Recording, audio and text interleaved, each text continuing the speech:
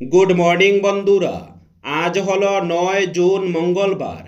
আজকের বরাক উপত্যকা তথা আসামের শ্রীভূমি, শিলচর, হাইলাকান্দি এবং ভারতের বিভিন্ন প্রান্তের আজকের সকালের বিশেষ বিশেষ খবরগুলি হলো: উস্কানিমূলক পোস্টে কড়া নজর, কন্টেন্ট ক্রিয়েটারদের সতর্কবার্তা পুলিশের, পাতারকান্দিতে সংগঠিত ঘটনার তদন্ত এগিয়ে চলার পাশাপাশি সামাজিক মাধ্যমে গুজব, বিভ্রান্তিকর তথ্য এবং উস্কানিমূলক প্রচারের বিরুদ্ধে কড়া অবস্থান নিয়েছে শ্রীভূমি জেলা পুলিশ প্রশাসন।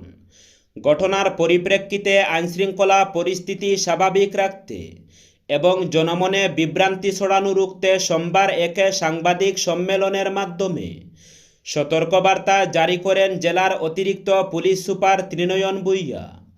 অতিরিক্ত পুলিশ সুপার জানান, পাতারকান্দির মব লিঞ্চিং মামলার তদন্তে ইতিমধ্যে উল্লেখযোগ্য অগ্রগতি হয়েছে।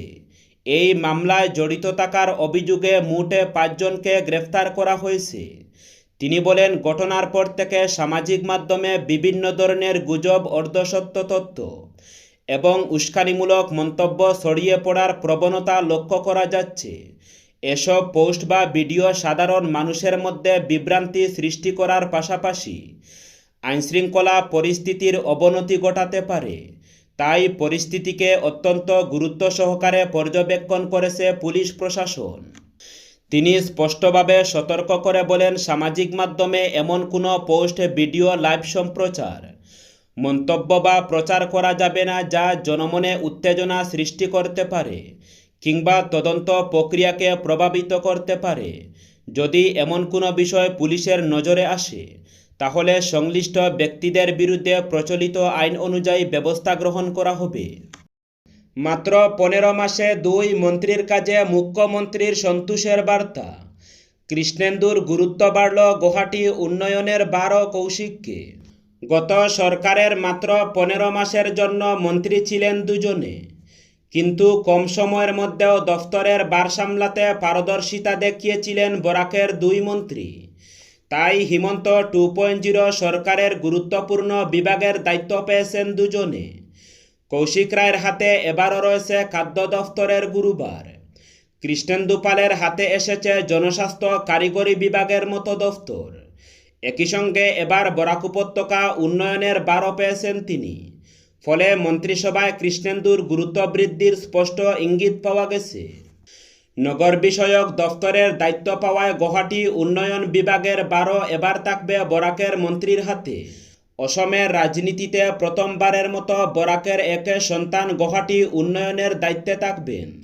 ফলে গুয়াহাটির জমাজলের সমস্যা থেকে শুরু করে জিএমডির অধীনে মহানগরের সৌন্দর্য বৃদ্ধি, পার্পল সিটি হিসাবে গড়ে তোলার কাজ করতে হবে কৌশিককে।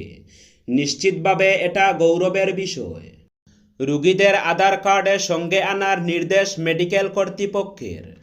রোগীর নিবন্ধন প্রক্রিয়াকে আরও সুশৃঙ্খল ও স্বাস্থ্যসেবা প্রদানকে অধিক কার্যকর করার লক্ষ্যে শিলচর মেডিকেল কলেজ ও হাসপাতাল বরাক উপত্যকার সব রোগী ও তাদের সহকারীদের চিকিৎসার জন্য হাসপাতালে আসার সময় আধার কার্ডে সঙ্গে আনার অনুরোধ জানিয়েছেন।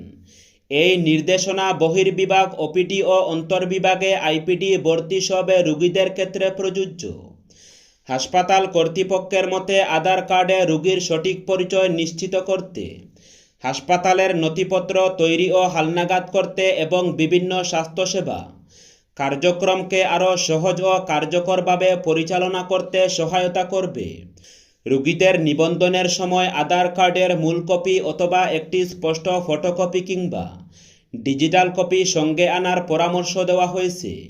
এই উদ্যোগের ফলে রোগী নিবন্ধন প্রক্রিয়া আরও সুসংগঠিত ও সুবিধাজনক হবে এবং হাসপাতাল কর্তৃপক্ষের পক্ষে রোগীদের তথ্য সঠিকভাবে সংরক্ষণ ও ব্যবস্থাপনা করা সহজ হবে, যা উন্নত স্বাস্থ্যসেবা প্রদানে সহায়ক ভূমিকা পালন করবে। গণেশগুড়িতে মধ্যরাতে উচ্ছেদ অভিযান, ফুটপাত দখলমুক্ত করল জিএমসি। মহানগরের ব্যস্ততম বাণিজ্যিক এলাকা গণেশগুড়িতে মধ্যরাতে উচ্ছেদ অভিযান চালালো গুয়াহাটি মিউনিসিপাল কর্পোরেশন। রবিবার গভীর রাতে চালানো এই অভিযানে রাস্তার ধারে এবং ফুটপাত দখলে থাকা অবৈধ নির্মাণ ও অস্থায়ী দোকানপাট সরিয়ে দেওয়া হয়।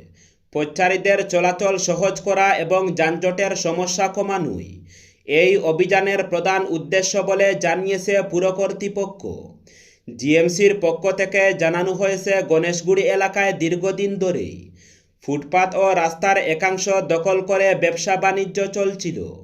এর ফলে পথচারীদের অনেক সময় বাধ্য হয়ে মূল সড়ক দিয়ে হাঁটতে হচ্ছিল।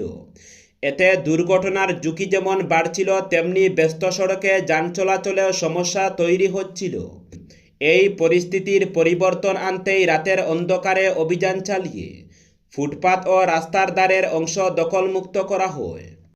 গুরুত্বপূর্ণ দফতরের দায়িত্ব পেয়ে মুখ্যমন্ত্রীকে ধন্যবাদ জানালেন কৃষ্ণেন্দু পাল। উচ্ছ্বাসিত বরাক উপত্যকা।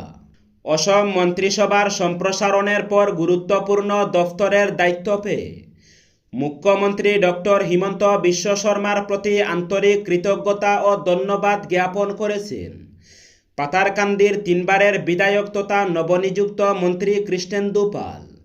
তার হাতে গুরুত্বপূর্ণ মন্ত্রিত্ব অর্পণের খবর প্রকাশ্যে আসতেই বিজেপি নেতাকর্মী, সমর্থক এবং বরাক উপত্যকার বিভিন্ন মহলে আনন্দ ও উৎসবের পরিবেশ সৃষ্টি হয়েছে।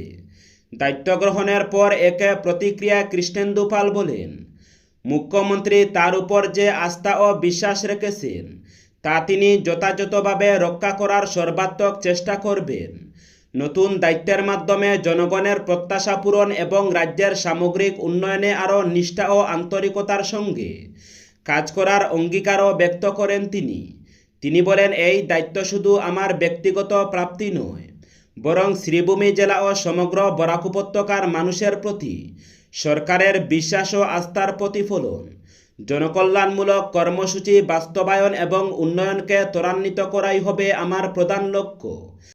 কাছাড়ের পুলিশ সুপারের সহযোগিতায় শ্রদ্ধাঞ্জলি স্কিমের আওতায় শাহাবুদ্দিনের মরদেহ ফিরল বাড়িতে।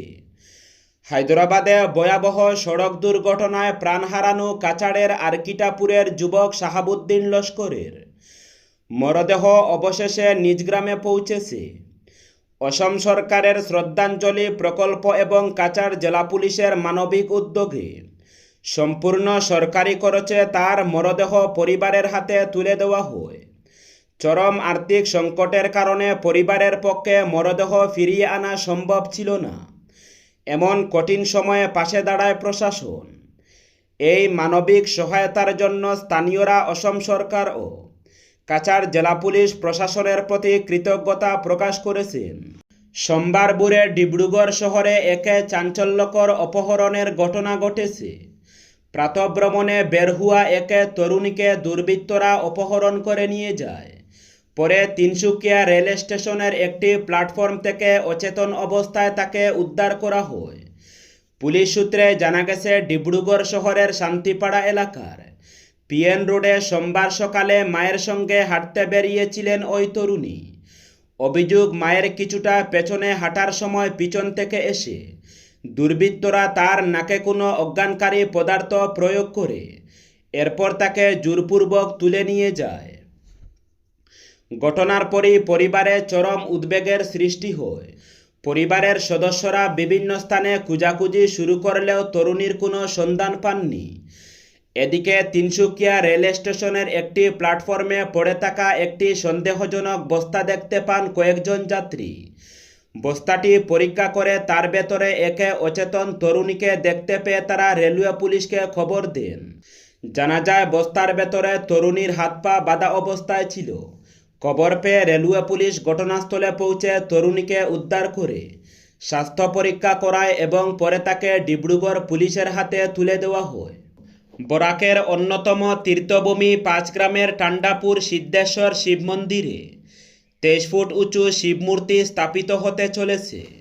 নতুন মন্দিরের ডালাই শেষ করার পর শিবমূর্তি বসানোর পরিকল্পনা হাতে নিয়েছে পরিচালন কমিটি। সোমবার মন্দির পরিচালন কমিটির সাধারণ সম্পাদক সুজন ভট্টাচার্য এ খবর জানিয়ে বলেন, ইতিমধ্যে মন্দিরের ডালাই সম্পন্ন হয়েছে। এখন প্রস্তুতি চলছে শিবমূর্তি বসানোর। সরকারি অনুদান ছাড়াই ভক্তদের সহযোগিতায় চলছে মন্দিরের কাজ। তবে আগামী দিনে সরকারের অনুদান পাওয়া যাবে বলে আশাবাদী মন্দির পরিচালন কমিটি। সুজন ভট্টাচার্য এদিন মন্দিরের কাজকর্ম এগিয়ে নিতে বরাকের ধর্মপ্রাণ জনগণের সহযোগিতা চেয়েছেন। বিদ্যুৎ উৎপাদনের জন্য দেশে ৮০ দিনের কয়লা মজুত রয়েছে, জানালো কেন্দ্র। দেশে বিদ্যুৎ উৎপাদনের জন্য প্রয়োজনীয় কয়লার কোনো ঘাটতি নেই।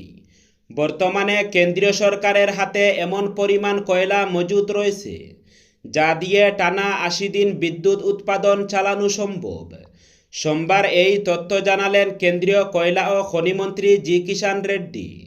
এনডিএ সরকারের ২০১৪ সাল থেকে বিভিন্ন সাফল্য তুলে ধরে সাংবাদিকদের মুখোমুখি হয়ে তিনি বলেন, একসময় দেশে কয়লার ঘাটতি ছিল নিয়মিত সমস্যা, কিন্তু বর্তমানে পরিস্থিতি অনেকটাই বদলেছে। কিষাণ রেড্ডির কথায় আগে দেশে কয়লার সংকট দেখা দিত। এখন ভারত সরকারের কাছে বিদ্যুৎ উৎপাদনের জন্য ৮০ দিনের পর্যাপ্ত কয়লা মজুত রয়েছে।